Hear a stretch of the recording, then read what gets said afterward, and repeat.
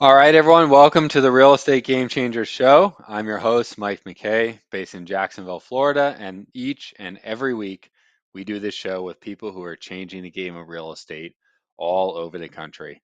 And this is a live show, guys, so if you have any questions, please put them in the comments for our guests to answer. If anyone is in the Jacksonville area and looking at getting into real estate, we are currently hiring sales reps. So if you have sales experience, reach out to me, send me a DM on Instagram, and we can talk. And this week on the show, we have Andrew Oros. Andrew, welcome to the show. Thanks. Nice to be here.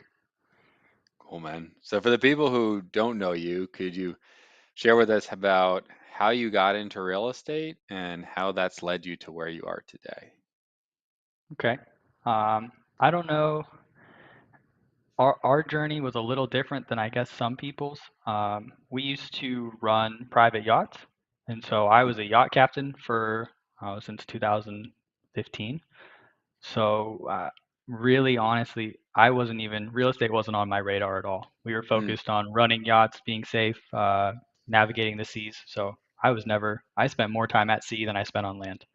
mm, So real estate for us wasn't really a thing until probably 2020, 2021.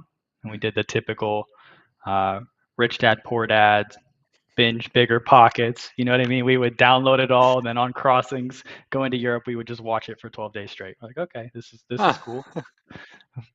But in practice, it was pretty challenging while being on the boat to still run a Mm, business because we never had consistent service. We would be in a different country every 2 weeks, so you're pretty balls to the walls. So, um, but in 2022, my fiance at the time said, "This is enough. I want to have a normal life." And we walked off the boat one day. We packed our truck and we drove to Jacksonville, and the rest is history. We started wholesaling the first day we mm. got here. And like, had you guys done any like real estate stuff before you guys got here? Or you just kind of like watching stuff and learning about it online? We went to YouTube University and we learned once we got here. We had Got it. never done a transaction before. What made you decide to pick Jacksonville of all places? We went to the 2 or 3 months before we actually walked off the last boat. We went to some like hype conference in Arizona. It was one of the I can't remember. Limitless. That's what it was called. It was Limitless Real Estate. It was one of Rich Dad Poor Dad's. Like it was his big one out in Arizona. It was just a 2 day event, and they had the top 5 markets in the U.S. And they said Tampa and Jacksonville in the top two. And we're used to Florida. We're used to South Florida because of the boats. We would do a lot of shipyard times in Fort Lauderdale or West Palm Beach, and we surf. And so I'm like, well, let's do East Coast, better waves, and Jacksonville. It's Florida. We know Florida. There we go. That was all the thought we put into it, to be honest. Fair enough. Gotcha. And then you want to talk a little bit about like where your business has kind of come since 2022? Yep. So we didn't actually get here until I think September in 2022, so towards the Mm, end. Since then, we've pretty much become a full self-sufficient wholesale operation. We've got a team mm. of 5. We didn't do our first actual closing until January of 2023. I mean, that's Um, pretty quick actually. yeah, and since then, I think we're probably around 65 transactions since then. Wow. Okay. So So going from zero to that, I mean, a lot of people have done a lot more, but we're on our way. Yeah. What do you guys think allowed you to kind of ramp up to doing, I mean, that's like what, 30, more than 30 a year? Maybe 40 a year? What allowed you to ramp up to that like relative, I mean, pretty quickly in my opinion. We're just obsessive. We don't have friends. Mm. We don't have. I mean, we don't. I mean, we had a dinner with you guys a couple weeks ago. That was the most social we had been in about 4 months. Okay. So we just go to the gym, man, and we just work. We put in 12-hour days every day, and it's either trying to learn something new we don't know or trying to work a seller. Yeah. So what are some of the things that you obsessed on that you think like really catapulted you the most if you had to pick maybe one or two? In the beginning, it was data. Mm, At least me personally. I'm a big advocate of REI Sift. Hmm. That was pivotal for us. We didn't know how to organize everything. We had Google Sheets before. We had a dialer, but we didn't know what was where and up and down. Mm. So just going through the basics of even how to organize data and where data comes from, and starting from a really good base, I think was the key to us getting the deals that we do. Mm. What did you do to put, like, I know everyone's got a different strategy. What did you guys use to build like the base of your data? We were really focused on straight to the source. So everything for us Mm. comes straight from the county. Um, and then from there, just trying to stack it as best as we can. Mm. So we're a very small and niche operations. We don't have a big team, so we got to get the most bang for our buck on every deal. Mm. So were you like uploading the whole tax roll in first, or you were just taking people on the niche lists and then kind of stacking more niche lists on top of them, or? We still do. We get every single list that we can and try Mm. to build a scope or probability of what would convert. Mm. Even to like I until this year didn't have any sales experience. Um, Hmm. Everything's self-taught. So for us, we figured out pretty naturally who I could close better in terms of demographic versus not. Like I do much better with people over 50. Anyone under Huh. 50, I don't really close very well. It's not my style naturally. Hmm. Uh, so we would focus on that a little bit. We would focus on like, hey, certain zip codes. I don't close that general demographic very well. So we would just try to, from data, put ourselves in the best opportunity. Target Mm. rich environments is what we called it. Yeah. And So then was there anything else that you were looking at in that data, like besides people you could close well, for like who to spend your time on? um, in the beginning, no. We Mm. did have a stint where it was 6 months where I would go drive for 4 hours every day and I would just drive Mm. for dollars. And that started to build our data profile better. Whereas if we had a motivated house, we just had to find the right owner. In terms of everything we worked, there was a problem with the house. It was the ugliest house in the block. And if we could just match up a motivated seller to that house, we were done. So a lot of that was like building your own list from driving out Mhm. there, and Mhm. then tracking. Was it just tracking those people down then, or? Running it through skip tracing and then Hmm. learning how to skip trace, and we use skip trace at a couple different places. Mm. Naya's, for context, so my fiance is Naya. Her mom is an asset recovery specialist, and Oh, so okay.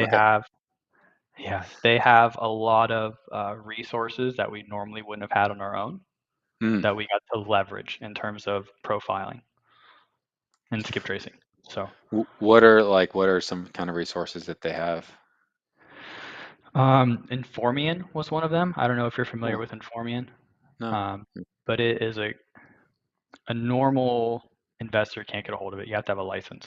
Mm-hmm. Um, and so we got to get more information in terms of age, demographic, family history, family tree, um, Huh. who's deceased, who's not, birth certificates. It's like ancestry on steroids with phone numbers and everything attached. Got it. What are some other kind of resources? Everything else is pretty much PropStream. We use PropStream a lot, or PropWire. Just anything that we could get to to fill our target house. So Yeah. it really wasn't that complicated. It was if it was on multiple lists from straight from the county, and we had an owner who really, especially if it's vacant or not, above 55, we were there. They were getting a call. And like, were you determining the age from skip tracing, or just how long they own the house, taking an educated guess, or? Educated guess. Yeah. Gotcha. Interesting. And then, I know you kind of mentioned offline, like you were doing like some kind of like you go pretty deep on these leads. I think you described it as PI work. You want to talk a little bit about what you mean by that? Yeah, we realized last year that the best deals we do haven't haven't been through probate yet. They're normally totally Mm. abandoned. No one's touched the house for years. And what we ended up finding over and over was that we we would get one heir. We had no idea. We would get them signed. They'd want to sell the house. We would go to title, and I think you and I use the same title company. The Yeah. closing agent would be like, you're not done yet. You need five more people, otherwise this isn't going anywhere. We're like, crap. What do we, this is a waste of time. But we realized pretty quick that we could, with Naya's mom and then a few friends of ours that are also REI Sift users, that we could actually track them down. Mm, Um, and we started focusing a lot on that because we already had all the data. It ends up being a pretty similar profile. So that's actually what we look for now because it's really easy to close someone when there's no competition. sure. Yeah. Um, when you're kind of going after those though, if they haven't gone through probate, like, are you just looking for ones in the appraiser that just say like a state of, or like, is there That's one thing you can deeper? do. Um, that's a pretty big list still, to be Okay. honest. Um, I think there's a few thousand if you just were to pull the for Jacksonville just to see Yeah. who's all labeled as a state. And that doesn't always mean that it still is an estate or that there's also ones that don't have a state that are estates. Mm, okay. Um, one of the things that we learned, and it was from an REI Sift video. There was one of these podcasts, kind of like what we're doing here today, from a Hmm. guy named McLean Bobbitt, and Hmm. his whole focus was going after the list no one gets. And so it was public knowledge to us, but pretty much when we go and we skip trace the tax roll, for example, Hmm. about 10% of our records come back unskippable. Mm, okay. Yeah. And that's kind of where we start looking. So instead of what everyone else is calling, I don't know Uh, about you or, the uh, big, yeah, we're on the yeah, 90%. We're doing the other stuff. yeah, we pretty much put that to bed. We pay for it and don't use it. We'll send it mail. We have one cold caller who will call through it and get low hanging fruit, but other than that, we're really focused on that 10%. So you'll are those people already on some other lists, like some other target Yes, lists? Okay. yeah. For them So to there's even qualify for skip tracing, they have to be on something. at least one or two, or do you guys have a minimum? Yeah, it depends on the list. Hmm. Other lists hold more value to us than others. So like we love tax. If it's on the tax list, we're gonna say hello. Like tax delinquent, you mean? Hmm. Or okay. Hmm. Oh, interesting. Yeah, actually, now that I think back, almost every property I bought has been tax delinquent. It seems to be the case. We started Yeah. scraping. I mean, you can go into the county appraiser and scrape who just sold.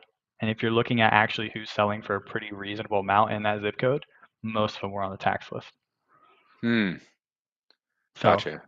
even the stuff Yellowbird was doing when we first started, we would just watch their transactions and see who got the deal, how did they get it. So Yeah. What are some other like lists you guys like that are maybe kind of unique that other people aren't even I thinking of? don't I don't know that our list, the county list, most people pull. I mean, if you pull a probate list, everyone's calling it. You pull code violations, tax, that's not anything new.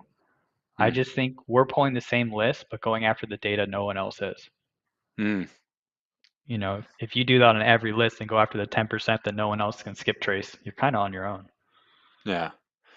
So you'll run it through skip tracing instead of calling what everyone else is calling. You'll go at the things that return no result. Is it no results, or is Mhm. it? And then go. I'm just curious. Maybe just walk me through the process. So I. There's two ways it can end up on our list. So I did say Mm, we do have one cold caller on a dialer who runs through. And with REI Sift, you can track like if all the numbers are dead or wrong number. So mm, we actually also know through calling through and updating the list as we call through that, hey, we actually don't have any correct numbers here. So those mm, will migrate over, but those are less. Um, but pretty much anything that's on any government list will run through the skip tracer. We'll take that 10%. Um, some of them are on 4 or 5 lists, some are on 6 or 7, some are on 2. Naturally, you just start with the ones that are higher stacked. hmm. And then you run them. Try running through multiple skip tracers before they make it to that phase with you guys, or is that? Sometimes we'll run it through 2 just to check if we have too many, but if we didn't get a result, there's normally a reason, Hmm. especially if you have all these other indications of distress. It's still worth a look either way. What is usually the reason that these phone numbers don't show up associated with these properties? You know, I I don't know. Uh, I wish that I knew actually. I don't know, but For at the moment, it's working, and we learned it from someone else, and we're Yeah. just kind of running. If it's Fair not broke, enough. don't fix it. You know what I mean? Yeah. Fair enough. You don't need the reason if it's working. So, Yep. so okay. So you go after these 10% of people. Like, how many people would you say like you're actively going after then? Even in just Duval and Calais, there's a couple thousand that we're pretty heavily Oh, invested in. okay. So it's not too small of an amount. Mm-mm, mm-mm, no, Gotcha. we're actually actively hiring because we need more help. Huh. And So then obviously there's no phone numbers the easy way from this. So then like how do you get in touch with these people? that's where the PI work really starts, Okay. which is why it's so important to filter who you go after. So we end up on the initial, we call it go no go. So we're once they get on our list, we're not going to stop until we get an answer. Hmm. Um, we kind of run our whole CRM through Sift, and we build out the Sift line boards to be able to track and be able to efficiently move properties through the conveyor belt. Um, but but once they land on that zip line board, we go right back to the county and we verify everything first. Are they actually the owner? Are they dead? Um, what is owed? Was there a data problem? Should they not even be on this list? Before we waste any more time. So we get around 20 minutes to just do a quick profile. We have a checklist and a whole process that we follow down through, looking at court records, looking at the property appraiser site, reading the actual deed. Ah. It can be as simple as there was just a problem on the property appraiser site where they actually legally sold it and the property appraiser just had it wrong. So And that then has then happened. then if you read the deed that's on the property appraiser site, it would be right there, just not up in the text part. It Correct. would be wrong. Ah, interesting. I never realized that. Okay. Correct. With the other thing, we actually learned this from Al Nicoletti. Do you know who Al? You know Al. Yeah, yeah, I know. Yeah. So we go to the gym with Al, and so I like to pick his brain in the mornings when I can. Um, he gave me this tip. He said, go to the deed first because you can also see marital status sometimes. So at the Hmm. time of signing, you can figure out were they married or were they single. Um, specifically with people who are married, and you're starting to dig into the hierarchy of who would be next of kin. Marriage Hmm. status is really important. For the statutes of Florida, depending on who actually gets that property next, depends on if they were married and single. So At sometimes, at the yeah, go time ahead. when they bought it, or At the time of death, at the but time of death, right? if you don't know anything about them, you just have a name and a property, you got to start building out, or were they married or were they not? That's the first question. Did they have Hmm. children? If they didn't have children, that's when things get crazy. That's when we start getting to 14, 20 heirs that need to sign on a homestead because instead of going down, it Oh, goes up to the parents and out to cousins, and that's when it gets really crazy. got it. So, because most of these, there's no will. When it's been abandoned for 3 years and no one knows about it, most of the time we don't have a will. Got it. Would you say that like the majority of ones you're going after do have some kind of like death involved? Like maybe it's not public on the appraiser, but like you Hmm. find out after at some point. Yeah, yeah. We oftentimes will have two or three deaths involved down the trees. Oh, like down the line of Hmm. heirs. Yeah, we'll be actually calling about grandma's house, and the only people left are the grandchildren. Ah, okay. So it's not uncommon for us to have to initiate two or three or four probates. Two or three or four. Hmm. Okay. Wow. Yeah, we just did one this week where we have three. That deal we just finalized yesterday. Well, Al probably loves you. Three probates. Fun, fun client. We're consistent, that's for sure. Right. But, Got it. Okay, so they're like, so you try to like get the heirs' contact information, but are you always even able to find their phone numbers? I mean, I yep, gotta imagine. Yeah. you skip Okay. trace them just like anyone else. Once you have an address and a name, you're pretty much rocking and rolling. Okay. So the challenging part of the conversation is oftentimes they don't even know the house exists. So you often can Um, come off more like a scam. Hey, you own this house you didn't know about, where you're entitled to all this money, right? Hey, I'm trying to give you 80 grand here. Just sign this paper. Don't worry about anything. By the way, we need your social tomorrow at the title company. You know what I mean? right. Like Yeah. it doesn't go quite like that, but Sure. that's where the challenge comes in. Do you know what I mean? How do you overcome that? Uh, it really comes down to building trust at the Mm, beginning. Um, the nice thing is we are real people, so we've done as much as having to do a FaceTime call, having to like show the legal documents, showing stuff from the lawyers saying like, yeah, this is where it's at. Having a good title company has been the biggest resource for us. mm, The closing agent that you and I use has helped us close a lot of deals just by her being involved. yeah. They can call her and they feel much more comfortable because it's going to an attorney's office. Yeah. Yeah. That helps a lot, especially in this scenario. Yeah. Gotcha. Um, and I know one other thing we were talking about with dinner a few weeks ago was you had mentioned some stuff to me about return mail codes that I had really never knew, frankly. Hmm. You want to maybe share some of those tips that you share with me with the audience? Sure. So we started doing direct mail probably 8 months ago. Hmm. Um, and it could be any direct mail piece, but what we found out on a fluke was that oftentimes two things can happen. One, the postmaster or the mailman who was delivering it to the door will often write you a note. So the first time we figured out this was even an option was we got one of our return mails back. We looked at it, and in Sharpie there was like, "She's been dead for 3 years. Go find someone else." And we're like, "Oh, that was pretty clear." Yeah. So, and we did that deal. So we closed that in Ah, September last year. you got to send Um, that guy $500 for Christmas, I man. I owe him something. You know what I mean? I don't even know who it was. Uh, but then we started looking and realizing that the post office, not only post office, so vacant data all comes from the post office. Hmm. So green slips, and that's kind of why we started using it, is because we could get potential vacant properties faster because we're only mailing stuff that's on our list anyways. We're not going Mm, out and pulling a big bulk list. We're really just testing the data that we already have and seeing mm, if we can get one, a response, two, any indication of if it's vacant or not. Is it a rental? Like you can kind of start getting all this from your return mail, whether it delivers or not. And we've started seeing stuff like no mail receptacle, which was actually a mm, code in the return address. And we were seeing vacant and we were seeing deceased.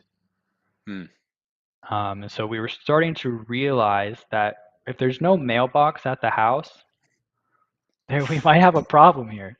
Um, just as much as if it's already deceased and we didn't know. You know, it didn't mm, show up as an estate. When we skip traced it, we didn't get a death record possibly back.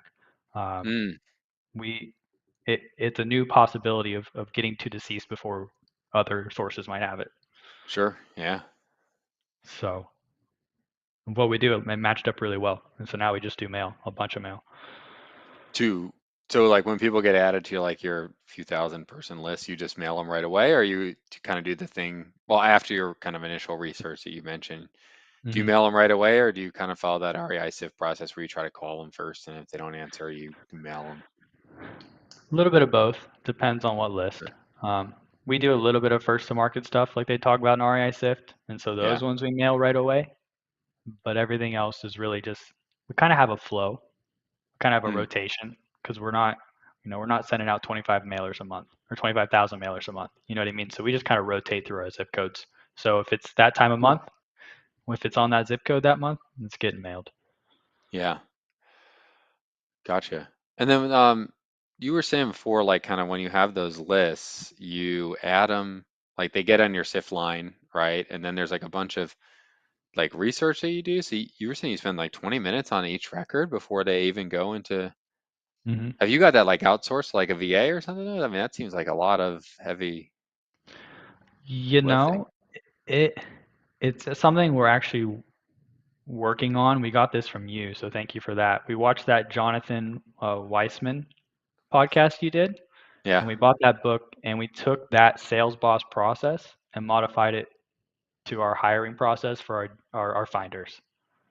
And so What's a we're finder? Sorry, what's a our a researchers research? and cold Okay. callers. Yeah. Okay. Um, so we took that from the asset Huh. recovery world. They're normally called finders because in the asset recovery world, every like California, for example, has a list come out every Friday of Hmm. all the bank accounts and stocks that have, they're a part of an estate that are unclaimed. And so Okay. there are companies, asset recovery companies, that have finders, which is basically like private investigators to go find the heirs that are owed those assets. Uh-huh. And it's very similar to what we do. We're just doing it with properties instead of bank accounts. Interesting. And then I'm just curious how it works in that business. Do they get a percentage of it? Is that Mhm. is that how Yeah. they Yeah. make money? Okay. They file paperwork and get 10% or 5%. It's negotiable for whatever the account was. Wow. So if you come Okay. across, some of the accounts are huge, 2 to 5 million, $10 million accounts, and so the company can get 5% of that, whether it's Wow. Nvidia stock or whatever it was. Yeah. So you hired these finders. I'm curious, what specifically We did you we go ahead. trained, we Train them? self-trained, yes. Okay. So we pretty much found cold callers. Uh, Okay. One is from Mexico, one is from Egypt, who are really, really good cold callers, very Yep. little accent to no accent, but their disc profile was very heavy in the sea. So they're very analytical. Hmm. Okay. And it's a pretty natural fit. And so like what is their like I guess like do they just split their time? Like what does their flow look like in that Um, role? they get 20 minutes to qualify or disqualify the property through research and calling. So Oh, they're so kind they of do on it both within that time. right Ah, there. okay. Because once it's, you can't revisit it. Like you can't do the research and then call in the afternoon because you're gonna have to reread the research. It's too technical. Because you might be calling, the granddaughter of it. It gets way too technical, way too fast. So we have a really organized way to take notes that everyone does the exact same way, so anyone can step into that record and know what's going on.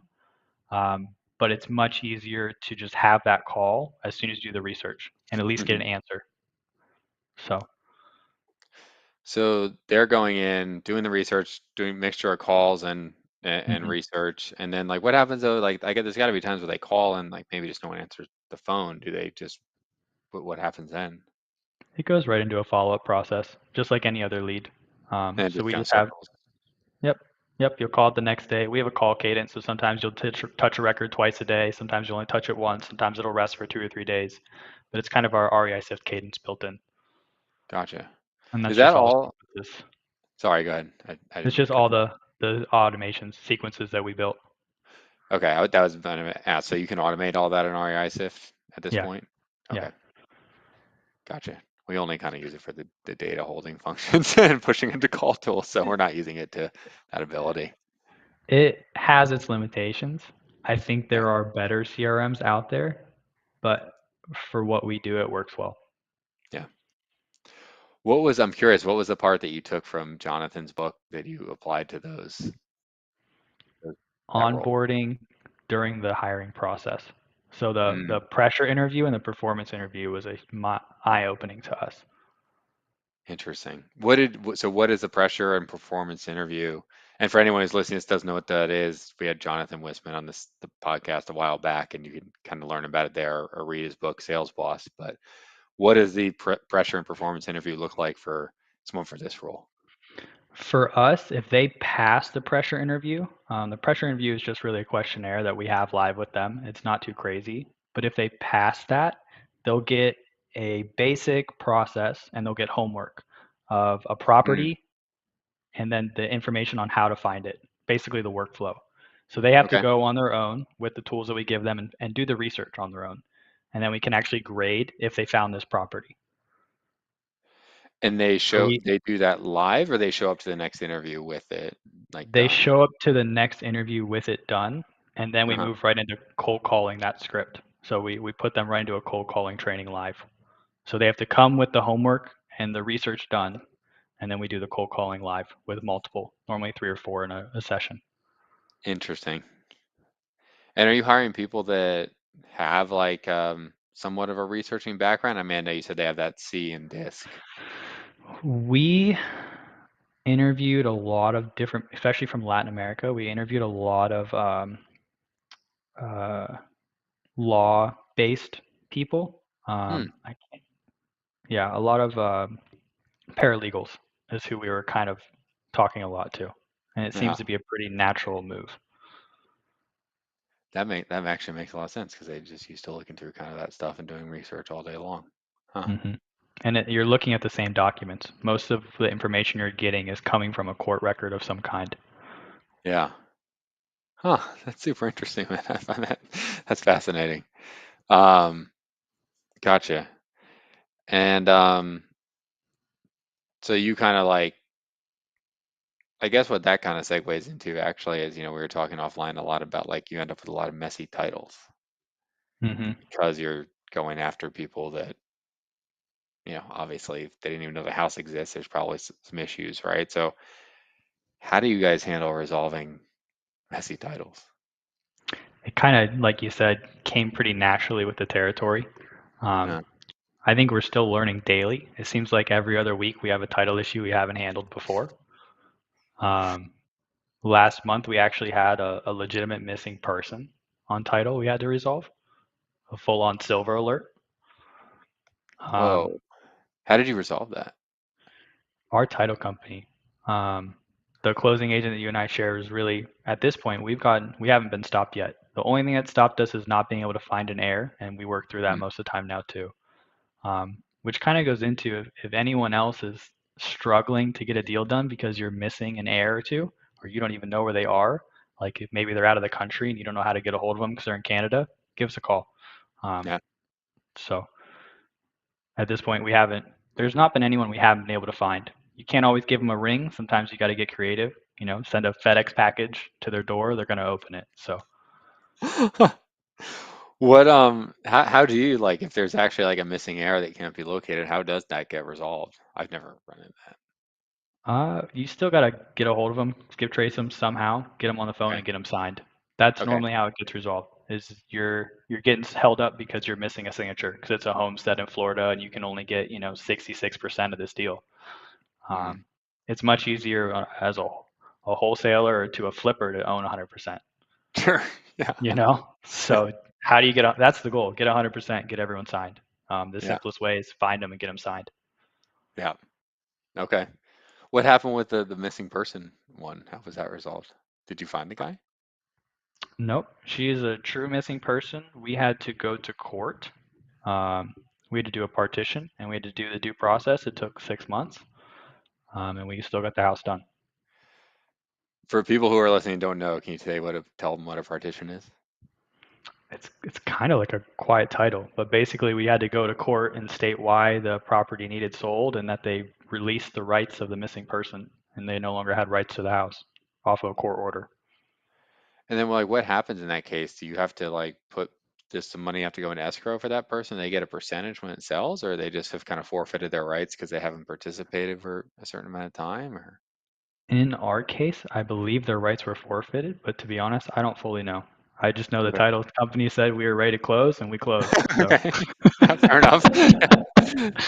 Another example of I don't need to know why it works. So uh, we pay the attorneys very well to do their job. Do you know what I mean? sure. Yeah. We're Okay. here to find the deal and work on the acquisition. Yeah. Cool. So another thing we're talking about offline, which is I know you guys recently have been doing a lot of sales training hmm with a lot of Sandler stuff. hmm We want to talk about that and how that's impacted your business. Yes, that not to ruin your question at the end, but that would probably be the one thing that I wish would have done that 2 years ago, man. Mm, Um, yeah.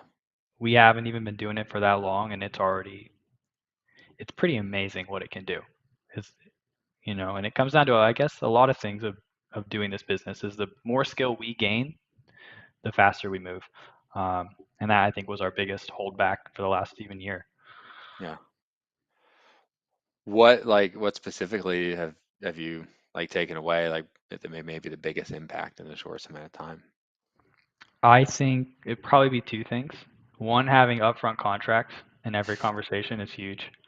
Um, and the second would be just the skill of reversing and actually Mm, uncovering the true motivation. yeah. So sitting on that pain and actually understanding the full why, not just the smoke screen that they throw in your face. Yeah. For people who don't know what upfront contracts or reversing are, you want to explain them? Sure. Upfront contract is basically stating the rules of a game. So, you can say, naturally, you're going to have some questions for me on this call today, and obviously, I'm going to have some questions for you. Can we agree that this is what we're going to accomplish in the next 20 minutes? Hmm.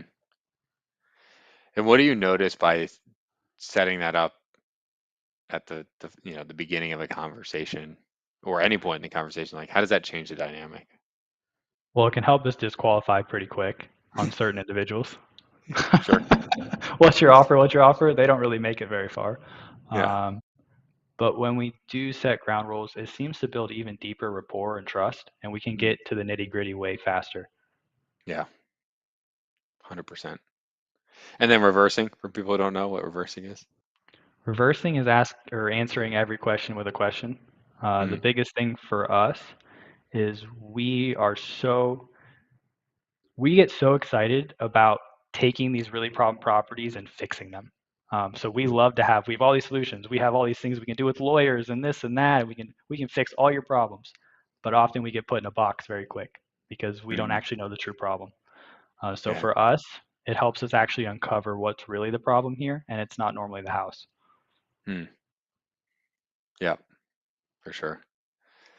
Um, what else have you guys been working on in the last like few weeks? Since we last talked with you, trying to implement more hiring structures so that Mm. we can really start bringing in better quality people. Um, our admin's been extremely busy with scripts for onboarding and training and hiring scripts, modifying everything to the Wiseman training or the Wiseman philosophy.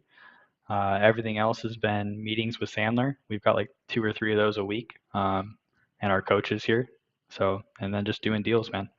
So we spent a lot of time talking to sellers or going on appointments. I Yeah. mean, I've got 4 just tomorrow. 4 appointments in a Yeah. day? Damn, Yeah. man. It's great. Saturdays are the day, man. Saturdays are the day. That's what I tell the guys. Yeah. What's your guys' criteria to go out and actually meet someone at a house? They got to make it through that 20-minute call. Okay. A lot of people don't make it that far. Um, I mean, during that whole call, we do a pretty heavy qualifying. Okay. So by the time we're going on an appointment, we already know the price probably works, and there's a lot of pain there, and we know exactly how they're going to be making a decision. Got it. You guys are getting a price on the initial call with them on the 20-minute hmm call. Interesting. hmm Okay. So, and it's normally not a price we give; it's normally what they want. So, and if we think it'll Got it. work, that's Yeah. where we're at. We don't give our offer till we're at the property. Right. So you're just kind of asking what are you guys looking for? Walk away with Yeah, here. Yeah. and we don't move on until we know. Yeah. Gotcha. Okay. Um, I know we were talking about a little bit offline about like kind of being in business with your partner or your fiance. You want to just maybe share a little bit about that with the audience? I think that's, and honestly, one of my biggest blessings. However, I love her to death. She is probably the most driven person I've ever met in my life. We did those DIS tests. We actually did a very in-depth one, and she's off the Hmm. charts. Hmm. She is so high D that it's insane. Um, I think the challenge for us is because we work and live together, we pretty much all we have to talk about is work, but it's also our favorite thing to talk about. Hmm. So for us, it's great because we get to spend all of our time together. But it definitely is interesting when you disagree on what to do with a property. Hmm. Yeah. I don't know how you guys must experience that. Um, we don't have any disagreements on what to do with properties, actually. That's fair. Definitely is there's definitely some different viewpoints on other things, but we're pretty straightforward on what to do with the properties. Um, cool. I'm trying to think what other stuff that we talked about that would be good for the audience to hear about. Um, I don't know what kind of stuff comes to your mind. Or you were talking about hiring. Who are you guys trying to hire? We're looking for more finders right now. Hmm. So Okay. we would hire from anywhere. If someone wants to do it local, we'll teach you the whole process. Hmm. I think we systemized it really well. Um, the nice thing about that for us is I don't know how many calls do you guys have to make to get a lead? How many properties do you have to call? A lot. We have Luisa would have the numbers, but our guys make, or I shouldn't say guys, guys and girls, cold callers, they make about 280 connections a day each, and they generate 15 leads a week each. So what's that per day? 3 leads a day. So what's that, 1%? Hmm. Little less than 1% maybe of people they Hmm. talk to. Yeah. Hmm. So for us, every 15 properties we normally end up having as a lead. Every So 15 they connect with. connect with. Wow. What's the criteria for a lead in your guys' business? Uh, if they're looking to sell and they're on our list, actually. Okay. That's it's us too. Yeah, I was just curious. Yeah. So I mean, our lists are so niche anyways that we've got a pretty good chance. Yeah. Wow. So you're looking for more finders and like, is that just so you can feed more leads to you guys so that then you just kind of run the appointment side of stuff, like the end of the process or? Yeah, I mean, we already have it where we're getting fed leads, Hmm. but we're trying to get to the point where we have so many leads that we can bring on salespeople and continue to Hmm. grow. Hmm. Because even we're just doing Duval and clay, and we're very light in clay. So it would be nice to expand because this is only one county. I mean, you can do this pretty much anywhere. Yeah. Louisa had a question, so I'll read it off, which is if you get them on a first cold call, does that call run 20 minutes and getting to the appointment set, or is that a separate call? It'll be a separate call. Okay. So the initial touch will just maybe lead to that qualifying call, and then if Hmm. they pass the qualifying call, we'll go on the appointment. Got it. So they're handing it off to you, and you're Hmm. making that longer call. Yeah. Gotcha. Yep. So what's your expectation for a finder in terms of, I know you said it's like 20 minutes, but is there a certain number of properties they're like trying to go through on a, I guess, daily basis, or like, is there a KPI for that role? Yeah, and you probably see it too. KPIs are good indicators, but not always 100%. You know, you might get Yeah. 3 leads in a row, and then you might be dry for the next 300. Yeah. And we're really trying to get a lead a day from each finder. Um, Image finder. Okay. so if we're doing that, that means 1 to 2 deals a week for us. Per finder or um, For the company for now. for the company? Yeah. We don't So how? have enough finders to really know because it's still a hybrid at the moment, to be honest. I mean, I Mhm. still do some on the side, Naya still does some on the side, so it's Sure. not our KPIs aren't pure. Sure. So how many finders are you guys looking to hire? We're looking for 2 more, and we Okay. should hopefully be having one here, and then by the end of the month, and then we'll still be looking for another one. Gotcha. And do you think So, that's enough to service kind of like Duval and Clay County, or you think you'll need even more? you know, I I don't know. Um, I honestly don't know. At the moment, we're still only doing around 10% of our data. 10% of your data, which is 10% of the 10%? Hmm. Wow. And when you say that, you mean like getting in touch with 10% of the 10%, or We have an amazing amount of records that just sit and don't even get touched. So I don't know what even it's going to take to get through that. like even attempted? Like no one even Hmm. like, wow. Hmm. Okay. Just because capacity of, When it takes 20 minutes per record, it eats up a lot of time. sure. Yeah. Wow. And you guys are only in those two counties right now, Yeah. right? So Yep. you could easily expand to at least two more. So, Yeah. okay. You can just take on St. John, Nassau, or get real crazy and go down to Melbourne or something like that, and you're rocking and rolling. Yeah. You mentioned too earlier trying to go after probates like before they hit the probate process. Do you Hmm. only kind of get it through your existing list, or are you also kind of like, I know some people like scrape obituaries and things like that. Do you do any like other tactics, or is it just kind of naturally they show up on your other distress lists? We We scrape everything that we think of we can scrape.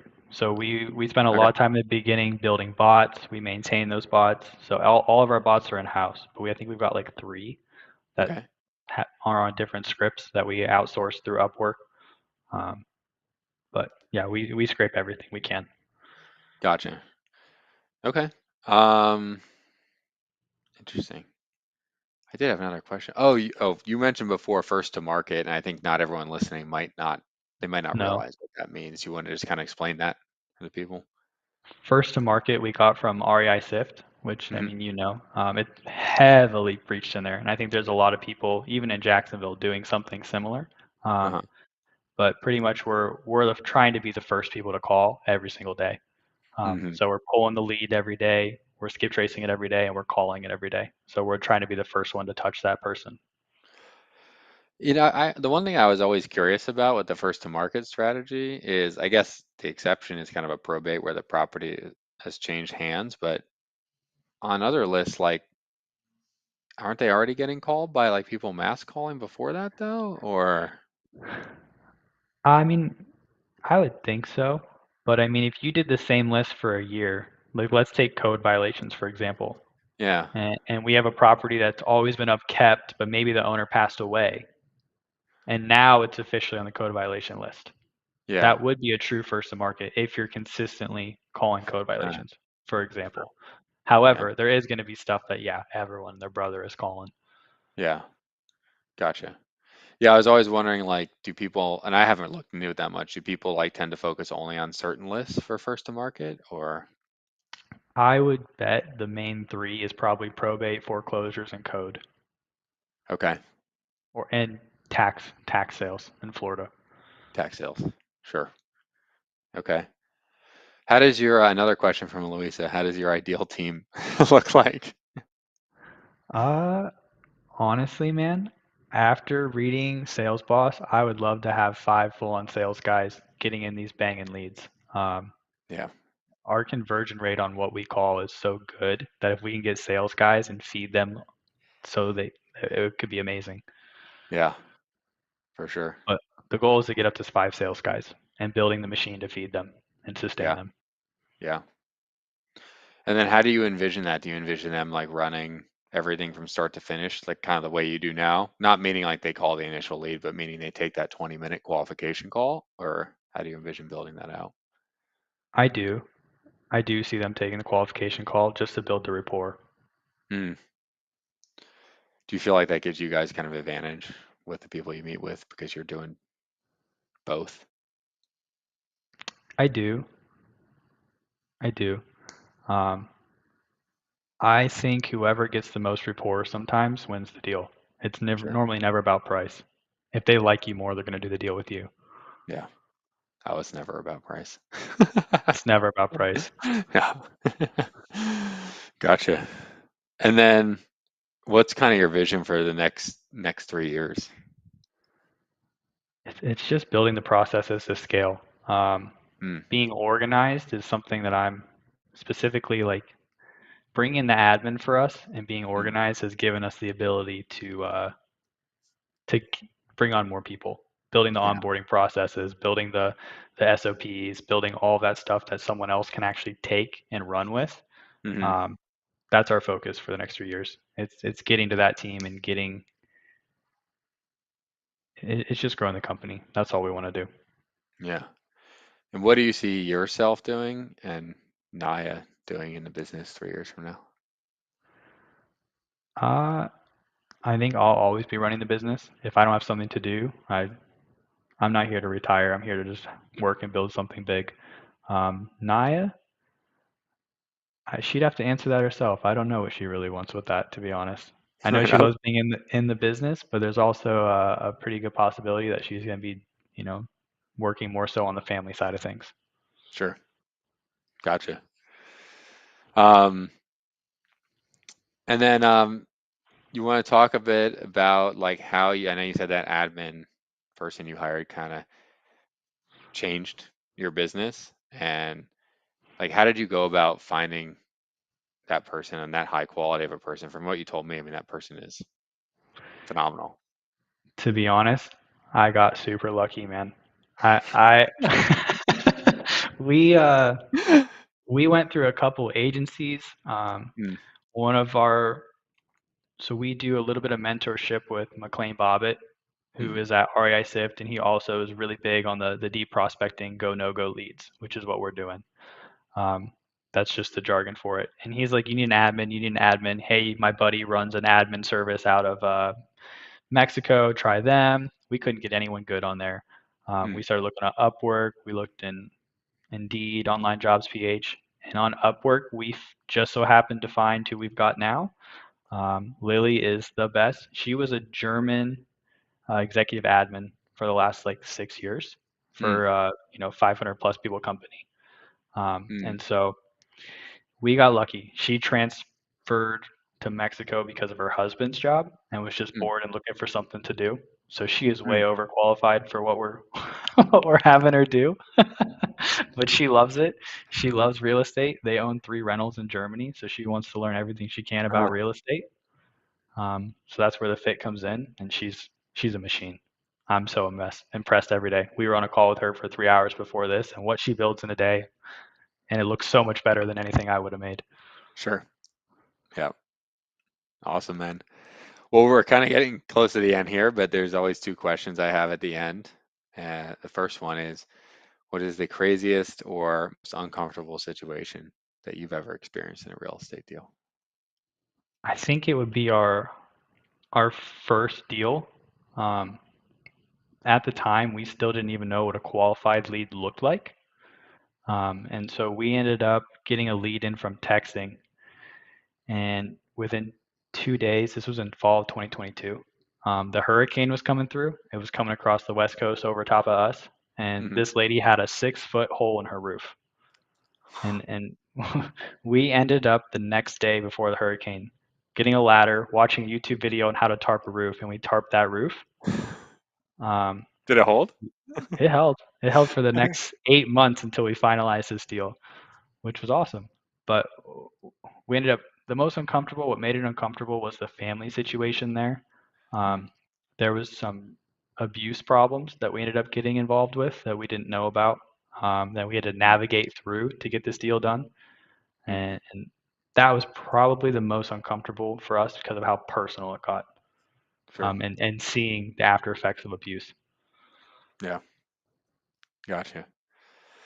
And second question I always ask is, if you could go back in time and give yourself one piece of advice when you were looking for your first deal, knowing what you know now, what would you tell yourself?